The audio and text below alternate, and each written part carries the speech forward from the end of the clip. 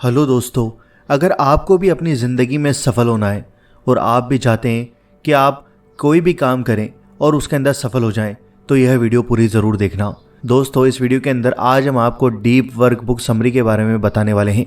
दोस्तों, इस समरी को पढ़ के आप क्या सीखने वाले हैं? आजकल प्रोफेशनल लोग क्वालिटी से ज़्यादा क्वांटिटी पर जोर देते हैं और कैसे ये चीज़ आज के यंग प्रोफेशनल को किसी पपेट की तरह बना रही है, जो एक साथ मल्टीपल ईमेल्स और प्रोजेक्ट से निपटाने के चक्कर में मल्टीटास्किंग करने लग जाते हैं, जिससे उनके काम में वो क्वालिटी नहीं आ पाती जिसे डीप वर्क कहते हैं। दोस्तों, डीप वर्क का मतलब होता है बिना किसी डिस्ट्रैक्शन के पूरे फोकस के साथ काम करना, जिसका ये मतलब भी है कि आजकल के प्रोफेशनल लोगों को अपनी प्रायोरिटीज सेट करनी चाहिए। दोस्तों, आइए मैं आपको इनके पॉइंट्स के बारे में बताता हूँ। Part 1, the idea. दोस्तों, चैप्टर 1, डीप वर्क वैल्यूएबल क्यों है। अगर आप सोसाइटी में अपना एक सिग्निफिकेंट जगह बनाना चाहते हैं तो आपको ये 2 चीज़ें करनी पड़ेंगी। पहला, मुश्किल चीज़ों को लर्न करने की एबिलिटी, और दूसरा, किसी भी इम्पोर्टेंट टास्क को क्वालिटी और स्पीड के साथ फिनिश करने की एबिलिटी आपको अपने अंदर लानी होगी। दोस्तों, हाई क्वालिटी वर्क अचीव करने के लिए हम एक एक्शन लेते हैं जो कुछ इस तरह होता है। High quality work produce is equal to time steps into intensity of focus. यानी अगर आपको हाई क्वालिटी का काम करना है तो या तो उस पर ज़्यादा टाइम लगाओ या अपना फोकस इंक्रीज करो। दोस्तों, वेल रिकॉग्नाइज्ड स्कूलों के टॉपर स्टूडेंट्स को ऑलरेडी ये इक्वेशन मालूम है, जिससे वो अपना फोकस इंक्रीज करके कम टाइम में ही क्वालिटी वर्क प्रोड्यूस करते हैं। लेकिन कोई भी फोकस्ड वर्क करने के लिए हमें ज़रूरत है कि हम मल्टीटास्किंग से बचते हुए डीपली उस काम को करें। हालांकि हमारी आजकल की लाइफ में मल्टीटास्किंग करना एक रूटीन सा बन गया है। तो दोस्तों, अगर आप कोई ए टास्क कर रहे हैं तो आप ए टास्क को फिनिश किए बिना ही बी टास्क की तरफ अगर मूव कर जाते हैं तो होता ये है कि हमारा दिमाग उस वक्त भी टास्क ए के बारे में ही सोच रहा होता है, और ये रेजिड्यू जितना इंटेंस होगा उतना ही खराब आप टास्क भी परफॉर्म करेंगे। तो जब आप डीप वर्क की टेक्निक सीखेंगे, जो कि हमने आपको इस समरी के अंदर बताई है, और उन्हें अपनी लाइफ में अप्लाई करेंगे, तब आप कम टाइम में ज़्यादा हाई क्वालिटी काम कर पाएंगे। चैप्टर 2, डीप वर्क रेयर होता है। दोस्तों, टॉम कॉहरन ने देखा कि हर रोज़ उनका 1.5 घंटा तो सिर्फ ईमेल पढ़ने और उनका रिप्लाई देने में निकल जाता है। तो उन्होंने सोचा कि इसका कंपनी पर क्या इफेक्ट पड़ता है और एक इंडिविजुअल का उसकी कंपनी में क्या कंट्रीब्यूशन होता है। तो उन्होंने कुछ डिटेल्स जमा की, सारे सेंट ईमेल्स, टाइपिंग की स्पीड, रीडिंग स्पीड और एम्प्लॉयज़ की सैलरी। उन्होंने एनालिटिकल सिस्टम से इसे निकाल कर देखा तो पता चला कि हर ईमेल को पढ़ना लेबर के हिसाब से 95 सेंट्स का पड़ता है। बहुत सारी कंपनीज जैसे फेसबुक वगैरह the whole of concept adopt कर रही हैं, जिसमें एक ओपन स्पेस ऑफिस रहता है और हर एम्प्लॉय को कोई अलग से कैबिन ही दिया जाता ताकि वो आपस में इंटरकनेक्ट कर सकें और अपने आइडियाज़ शेयर कर सकें।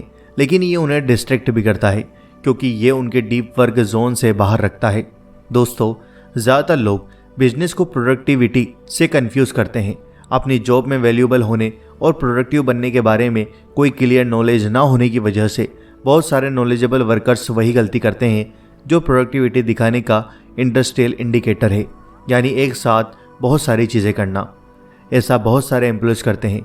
वे अपने सामने पड़े किसी भी काम को करने लगते हैं ताकि उन्हें लगे कि वो बहुत काम करते हैं, और साथ ही जैसा आजकल ट्रेंड है, जो काम इंटरनेट से रिलेटेड है वो तो प्रोडक्टिव माना ही जाएगा।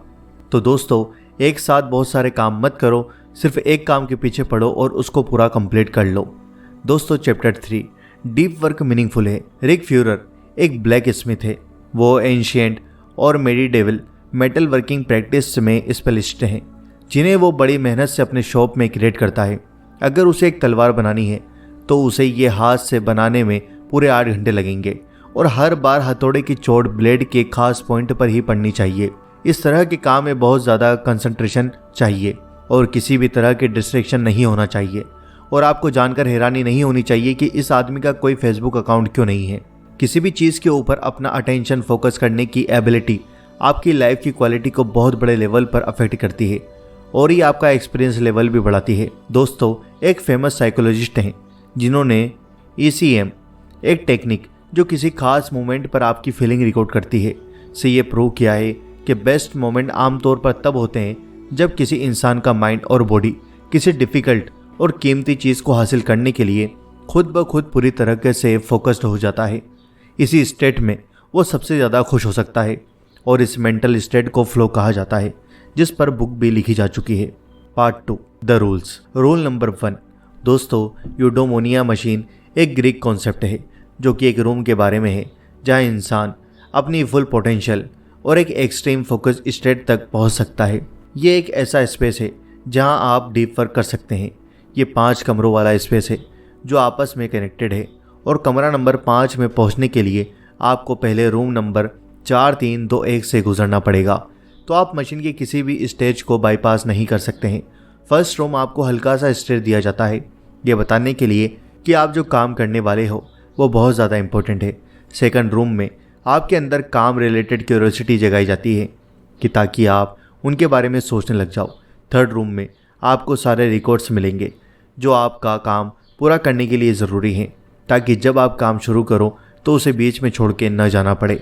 फोर्थ रूम में आप अपने काम से रिलेटेड सारे आइडियाज़ को एक कागज़ पर लिखते हैं। और फिफ्थ रूम साउंड प्रूफ है और सबसे अलग, ताकि उसे काम करते वक्त कोई भी डिस्टर्ब न करे। यही वो रूम है जहां डीप वर्क होता है। आप 90 मिनट कंसंट्रेट करते हैं और 90 मिनट का ब्रेक लेते हैं, जिससे आपको ह्यूमन ब्रेन का मैक्सिमम फ़ायदा मिलता है।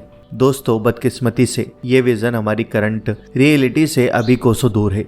इसके बजाय हम अभी भी खुद को ओपन स्पेस ऑफिसेस में पाते हैं, जहां इनबॉक्स के मैसेज और ईमेल्स नेगलेक्ट नहीं किए जा सकते हैं और लगातार मीटिंग्स चलती रहती है। ये ऐसी सेटिंग होती है जहां कलीग्स बेस्ट पॉसिबल रिजल्ट के बदले आपसे अपने ईमेल्स का क्विक रिस्पॉन्स चाहते हैं। और इस बुक के हिसाब से माने तो आप एक तरह से शेलो वर्क यानी कि अकेला काम करने के लिए मजबूर हो जाते हैं। लेकिन अगर आप रूल्स फॉलो करते हैं तो अपने काम में वही सेम इफेक्ट पा सकते हैं जैसे कि आप किसी यूडोमोनिया मशीन के अंदर हों। यहाँ हम आपको 4 ऐसी स्ट्रेटेजीज बता रहे हैं जो माइंड को डीप वर्क की स्टेज में लेकर जा सकती हैं। पहला, मोनास्टिक अप्रोच। दोस्तों, ये स्ट्रेटेजी केवल इस बात पर बेस्ड है कि लाइफ की हर डिस्ट्रैक्शन से खुद को आइसोलेट रखा जाए। इस अप्रोच में आप किसी संत की तरह हो जाते हो जो खुद को किसी भी तरह की डिस्ट्रैक्ट करने वाली चीज़ से दूर रखता है। जैसे कि आप किसी IAS एग्ज़ाम की तैयारी कर रहे हो और अपने पेरेंट्स के अलावा किसी के साथ कोई कॉन्टैक्ट नहीं है। अब जैसे हम डोनाल्ड नूथ का एग्जाम्पल लेते हैं। कंप्यूटर साइंस में अपने कई सारे इनोवेशन के लिए वो बहुत फेमस हैं, ख़ास तौर पर एनालाइजिंग एल्गोरिदम परफॉर्मेंस के डेवलपमेंट के लिए जो बहुत मुश्किल अप्रोच है। जब आप स्टैनफोर्ड में उनकी वेबसाइट चेक करेंगे तो वहाँ आपको उनका कोई ईमेल एड्रेस नहीं मिलेगा। हाँ, एक नोट ज़रूर लिखा होगा जिसमें लिखा है 1 जनवरी 1990 से मैं काफ़ी खुश हूँ, जब से मेरा कोई ईमेल एड्रेस नहीं है। मैं 1975 तक ईमेल यूज़ किया था और मुझे लगता है कि लाइफ में 15 साल बहुत होते हैं ईमेल यूज़ करने के लिए। ईमेल उन लोगों के लिए बड़े काम की चीज़ है जिनकी लाइफ का रोल टॉप में रहना होता है, लेकिन मेरे लिए नहीं, क्योंकि मेरा रोल चीज़ों के बॉटम में है और इसका यूज़ ना करके मुझे मिलता है अनइंटरप्रेटेड कंसंट्रेशन और बहुत सारा टाइम जिससे मैं स्ट्रेटेज कर सकता हूँ। तो दोस्तों, आपने देखा कि कैसे वह अपने टाइम को बचाते हैं और कैसे उन सब ने अपनी डिस्ट्रैक्ट वाली चीज़ों को दूर कर दिया और अपने काम पर ध्यान दिया और वो बहुत ज़्यादा सफल हो गए। दूसरी स्ट्रेटेजी, बाई मॉडल अप्रोच। ये स्ट्रेटेजी उनके लिए है जो खुद को पूरी तरह दुनिया से अलग नहीं रख सकते। रिवोल्यूशनरी साइकोलॉजिस्ट और थिंकर कार्ल जंग ने यही स्ट्रेटेजी अपनाई थी। वो सुबह कुछ घंटे अपने कमरे में बंद होकर लिखते रहते थे और फिर फॉरेस्ट में वॉक करते हुए जो लिखा होता उस पर सोच विचार करते थे। और फिर उन्हें बाद में अपने लेक्चर्स अटेंड करने भी जाना होता था और पैसे कमाने के लिए क्लिनिक भी। इस फिलोसॉफी के हिसाब से आपको अपना टाइम डिवाइड करना है, जिसमें से कुछ टाइम स्लॉट सिर्फ उन कामों को देना है जो आपके लिए सबसे ज़्यादा इंपॉर्टेंट है और बाकी टाइम में अपने दूसरे कामों को दीजिए। अपने डीप टाइम में बी मॉडल वर्कर मोनेस्टिकली काम करता है। वो अपना सेल फोन ऑफ करके हर चीज़ से दूर रहेगा। Third technique, rhythmic philosophy. दोस्तों, जैसा कि इसे कुछ लोग कहते हैं द चेन मेथड। इस मेथड को अप्लाई करने के लिए हर दिन कोई एक खास एक्टिविटी करने के लिए एक खास टाइम यूज़ किया जाता है और हर रोज़ जब भी आप अपना वो टास्क खत्म कर लें, आपको कैलेंडर पर एक बड़ा सा रेड क्रॉस लगाना है। ये तब तक करते रहें जब तक कि आप रेड क्रॉसेस की चेन बढ़ती हुई ना देख लें। बस ध्यान रहे कि ये चेन कटनी नहीं चाहिए। Fourth strategy, journalistic approach. जब आप पूरा दिन बहुत बिजी होते हैं तो इस अप्रोच को फॉलो कर सकते हैं। इसमें आप किसी जर्नलिस्ट की तरह एक्ट कीजिए। जैसे ही आपको फ्री टाइम मिले, भले ही आधा घंटा भी, तो आप डीप वर्क करें। इसका मतलब है कि अगर आपको पता है कि आप 5 से 5:30 फ्री रहने वाले हैं, तो अपना मोबाइल स्विच ऑफ कर दें और किसी आइसोलेट जगह पे अपने इंपॉर्टेंट टास्क पूरा करने बैठ जाएं। सोशल मीडिया छोड़ दो। दोस्तों, बाराटुंडे थर्स्टन को उसके दोस्त वर्ल्ड का सबसे ज़्यादा कनेक्टेड इंसान के नाम से बुलाते थे। उसने 25 डेज के लिए अपनी ऑनलाइन लाइफ को छोड़ने का फैसला किया। फर्स्ट वीक के बाद ही उसे इसकी आदत पड़ने लगी। उसके लाइफ की पेस स्लो डाउन हो गई थी, मगर फिर जब 25 डेज गुजर गए तो वो फिर से ऑनलाइन रहने लगा, और इस बार पहले से भी ज़्यादा। तो किसी भी चीज़ को एकदम छोड़ना पॉसिबल नहीं है, और ना ही ये एक सल्यूशन है। इससे अच्छा है कि आप इंटरनेट को आज की लाइफ की ज़रूरत समझते हुए यूज़ करते रहें। कभी कभी इसका फ़ायदा भी होता है। अब सोशल मीडिया को ही ले लीजिए। कई बार ये आपको लाइफ में कोई गोल हासिल करने में हेल्प करता है, और देखा जाए तो इसके एक नहीं ऐसे बहुत से फ़ायदे हैं। बजाय इसके नेगेटिव साइड को अगर आप देखें, और फिर एक 80-20 रूल है कि आपके काम का 20% हिस्सा 80% रिजल्ट प्रोड्यूस करता है। तो ये श्योर कर लें कि इस 20% में आप अपना ज़्यादा से ज़्यादा टाइम इन्वेस्ट करें ताकि रिजल्ट ड्रास्टिक लेवल पर अचीव हो। 30 दिन के लिए खुद को इंटरनेट से दूर रखें, और अगर आपको लगता है कि आपको ये 30 दिन इंटरनेट यूज़ करके मज़े से गुजरते, या फिर लोग आपको इतने दिन मिस करते रहे, तो बेशक फिर से आप ऑनलाइन रह सकते हैं। और अगर ऐसा नहीं है तो इंटरनेट से दूरी बनाए रखें। साइड नोट में लिख के रखें कि आप कुछ दिन ऑफलाइन जा रहे हैं। आमतौर पर एक आदमी दिन भर में 8 घंटे काम करता है, जिसका मतलब है कि 16 घंटे वो फ्री रहता है। तो ये टाइम सिर्फ इंटरनेट पर सर्फिंग करने में वेस्ट क्यों किया जाए? इससे तो अच्छा है कि सेल्फ डेवलपिंग एक्सपीरियंस किया जाए। इस वजह से हमेशा अपने टाइम की वैल्यू समझें और डीप वर्क पर काम करें। दोस्तों, next point, drain the shallow. 37 signals नाम की एक सॉफ्टवेयर कंपनी ने अपने वर्किंग डेज 5 से 4 कर लिए थे, और फिर भी उसके प्रोडक्शन में कोई फ़र्क नहीं आया। कुछ लोग आर्ग्यू करेंगे कि भला ऐसे कैसे हो सकता है। ऐसा इसलिए हुआ क्योंकि इस कंपनी के एम्प्लॉयज़ ने अपने काम फिनिश करने के लिए टाइम को बहुत इंपॉर्टेंस दी।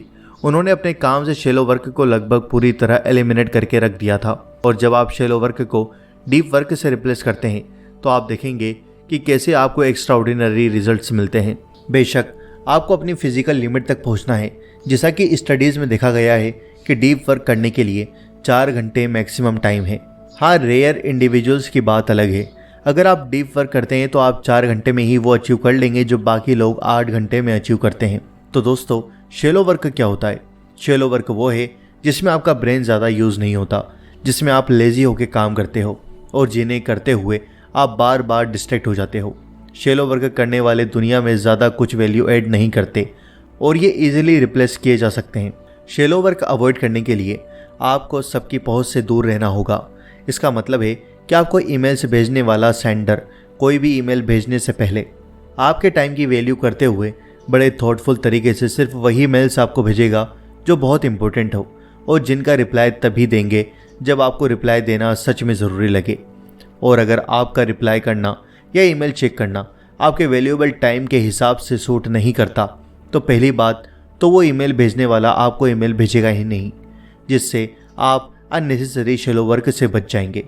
दोस्तों, हमेशा आप शैलो वर्क से बचें और डीप वर्क करें, तभी आपको सफलता मिलेगी और आप कम टाइम में बहुत ज़्यादा वर्क कर पाएंगे और इस दुनिया में बहुत ज़्यादा आगे बढ़ पाएंगे। तो दोस्तों, मुझे उम्मीद है कि आपको डीप वर्क बुक की समरी समझ में आ गई होगी। अगर आपका कोई सवाल है तो आप हमसे कमेंट करके पूछ सकते हैं, हम आपके कमेंट का रिप्लाई ज़रूर करेंगे। इस वीडियो को दिल से लाइक करो, शेयर करो, और चैनल पर नए हो तो सब्सक्राइब करके बेल आइकन ज़रूर दबा दो। मिलते हैं आपसे अगली वीडियो के अंदर। Thanks for watching.